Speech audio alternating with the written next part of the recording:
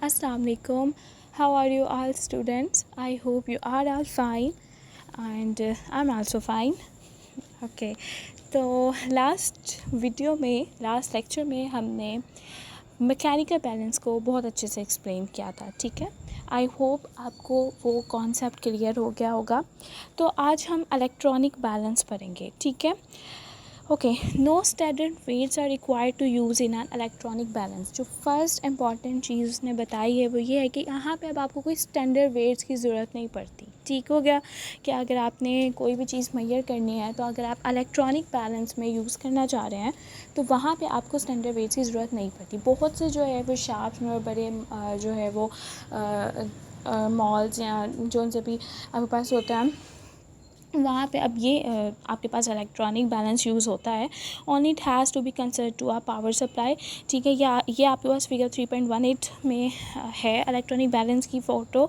इसी तरह से होता है, यहाँ पे एक ट्रे भरी हुई होती है और ट्रे में अगर आपने कुछ भी चीज़ जो मेजर करनी है आपने लिखना है और नीचे आपके पास जो है वो रीडिंग्स आएंगी and they are fix readings, ठीक है। और होता ये है कि यहाँ पे अब आपको पावर सप्लाई की ज़रूरत होती है, कुछ तो बैटरी से भी हो जाते हैं चार्ज, ठीक है। और आपने अगर उनको इलेक्ट्रिसिटी दी, ठीक है, तो वो फिर काम करेंगे और आपको आपका वेट पता चल जाएगा, ठीक है। There are some models which can operate by using dry cell batteries, ठीक है।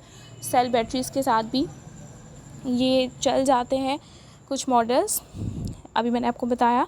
N electronic balance is more precise the mechanical balance when an object is placed on it its mass is display on it screen, ठीक हो गया। ये बहुत ज़्यादा precise है as compare to mechanical balance. Mechanical balance में हमें थोड़ा बहुत जो है वो मिस्टेक हमसे हो सकती है, हो जाए, लेकिन यहाँ पे आपको फ़िक्स वैल्यू आती है। जब आप इस पर कोई भी चीज़ प्लेस करते हो तो उसका जो मैच होता है वो आप स्क्रीन में शो हो जाता है, डिस्प्ले हो जाता है, ठीक है। Now days electronic balance also display the total price of the material if the rate per kg is fed to the balance.